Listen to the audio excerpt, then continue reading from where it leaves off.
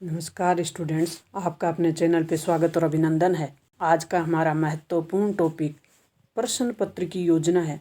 राजस्थान माध्यमिक शिक्षा बोर्ड द्वारा जारी 2023 का परीक्षा पैटर्न कैसा होगा, प्रश्न पत्र कैसा आएगा, इसी के बारे में है। आज इसको जारी किया गया है बोर्ड द्वारा और आप तक पहुंचाने का प्रयास है। तो कक्षा अपनी 10th होगी और हिंदी विषय होगा। इसमें घंटे 3.25 घंटे होंगे, 3 घंटा 15 मिनट। पिछले सत्र में जो एग्ज़ाम हुई वो कोरोना से डिस्टर्ब पढ़ाई की वजह से या कहें कि स्टडी गैप को पूरा करने के लिए 30% सिलेबस घटा दिया था। उस परीक्षा पैटर्न से हटकर परीक्षा पैटर्न होगा। तो आप चैनल पे नए हैं तो चैनल को सब्सक्राइब करके उस वीडियो को देख लें। पहले डाला हुआ है कि कितना सिलेबस आएगा, विभाग के निर्देश। तो इसमें अपन देखेंगे कि उद्देश्य के आधार पे अंक भार होगा वो कितना होगा। 80 नंबर का हमारा पेपर होगा। ज्ञान आधारित जो प्रश्न होंगे वो 17 होंगे, अवबोध वाले 19 होंगे, अभिव्यक्ति वाले जो प्रश्न होंगे वो 29 होंगे, मौलिकता वाले जो प्रश्न होंगे वो 15 होंगे। इनका परसेंटेज भी दिया हुआ है, प्रतिशत। टोटल जो मार्क्स होंगे वो 80 होंगे।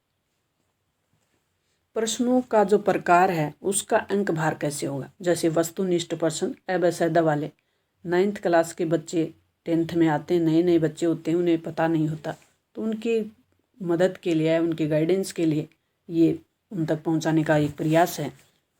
वस्तुनिष्ठ प्रश्न होंगे 18 होंगे, वो एक नंबर वाले होंगे। अति लघुत्तरात्मक जो प्रश्न होंगे वो अपने 12 होंगे और लघुत्तरात्मक जो प्रश्न होंगे वो 13 होंगे। दीर्घ उत्तरीय जो प्रश्न होंगे वो 1 भी नहीं होगा। निबंधात्मक प्रश्न 4 और 3 होंगे। अब जो विषय वस्तु है उसका अंक भार किस तरीके से होगा।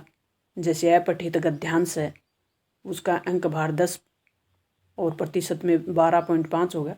निबंध वाले 4 जो पत्र है वो 4, विज्ञापन भी 4 मार्क्स का होगा।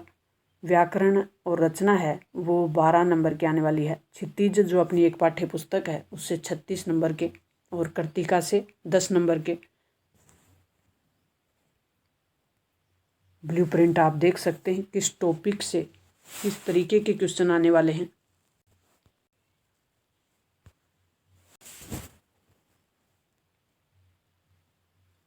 अब ये अपना जो पेपर होगा वो इस तरीके से होगा।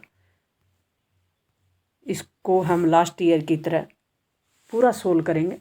लास्ट ईयर का भी सोल्व किया हुआ है लेकिन फिर हम दोबारा सोल्व करेंगे क्योंकि उसका परीक्षा पैटर्न और अब जो परीक्षा पैटर्न है वो चेंज हुआ है। तो आप इसमें देख सकते हैं कक्षा 10 खंड ए में होगा। वो आपका सबसे पहले अपठित गद्यांश होगा जो आपका पढ़ा हुआ नहीं हो। अपठित का मतलब है जो पढ़ा हुआ नहीं हो। उसमें से आपको ऐसे क्वेश्चन करने होंगे, गद्यांश पढ़कर आराम से इन प्रश्नों के उत्तर आपको देने हैं।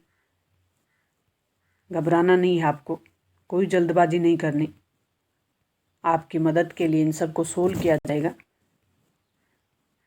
ये आपके जो प्रश्न है रिक्त स्थान वाले,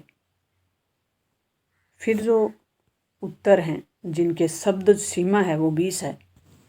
व्यंजन संधि, तत्पुरुष समास, मुहावरा, काठ का उल्लू होना, जैसी करनी वैसी भरनी, लोकोक्ति का अर्थ लिखना है, वाक्य में प्रयोग करना है। इस तरीके से प्रश्न होंगे। खंड ब होगा, उसमें प्रश्न संख्या 4 से 16 तक के प्रश्न होंगे और इनकी अधिकतम जो सीमा होगी वो 45 शब्द होंगे। आपके 2-2 मार्क्स के होंगे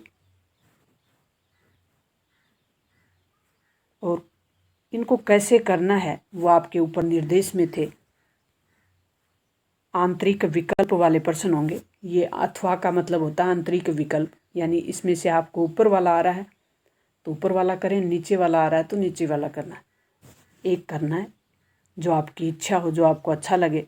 निबंध जो आएगा आपका वो आने वाला है मातृभाषा और उसका महत्व, मातृभाषा का अर्थ एवं परिभाषा, रचनात्मक विकास में मातृभाषा का योगदान, मातृभाषा और राष्ट्रभाषा, उपसंहार।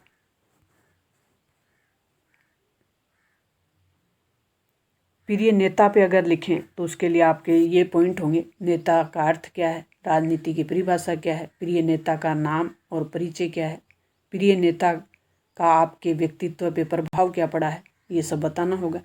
अविस्मरणीय कोई यात्रा पे अगर आप लिखना चाह रहे हैं तो उसके लिए भी आपके पॉइंट होंगे। अपना परिचय देना है और आपके द्वारा की गई यात्रा का ब्यौरा देना है, आपकी अविस्मरणीय जो यात्रा है उसका वर्णन, और आपके जीवन पे उस यात्रा का प्रभाव क्या पड़ा।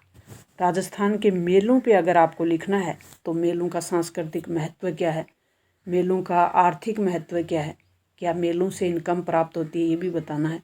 राजस्थान के प्रसिद्ध मेले कौन से हैं और उक्त मेलों की पौराणिक कथाएं क्या हैं, उन मेलों से जुड़ी हुई जो पौराणिक कथा है वो बतानी है।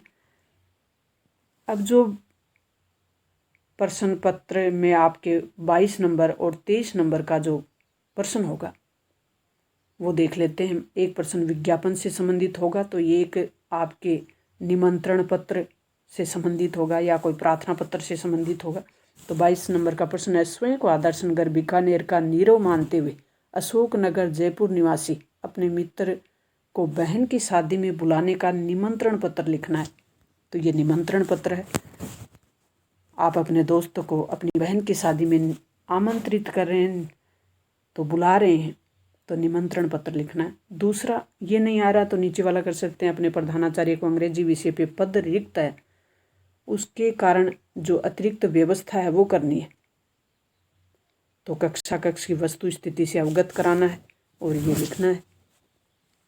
23 नंबर का जो अपना प्रश्न होगा वो नव अंकुर विधवा महिला सहायता एक संस्था है जयपुर द्वारा बनाई गई है और उस संस्था द्वारा कारपेट की बिक्री के लिए एक विज्ञापन निकालना है। तो ये विज्ञापन है। आपने विज्ञापन नहीं भी सीखा तो आपको बता देंगे, क्योंकि अब आपकी समस्या सोल्व की जाएगी कि विज्ञापन कैसे लिखते हैं। आपके विद्यालय में SUPW शिविर में निर्मित जो अनुपयोगी सामग्री से उपयोगी सामग्री बनाई गई है उसकी बिक्री के लिए एक विज्ञापन कैसे देते हैं। तो अब तक आपने सीख लिया होगा कि विज्ञापन कैसे जारी किया जाता है, और नहीं भी सीखा है तो घबराना नहीं है, धैर्य के साथ आप इसे देखें, आराम से पढ़ें, आपको हर पेपर सोल्व करवाया जाएगा। आप अगर चैनल पे एक्टिव हैं तो लास्ट ईयर की तरह आपकी समस्या को सोल्व किया जाएगा। आपकी मदद के लिए पूरा प्रयास रहेगा। अगर आप चैनल पे नए हैं तो चैनल को सब्सक्राइब कर लें। मिलते हैं नेक्स्ट और महत्वपूर्ण वीडियो के साथ।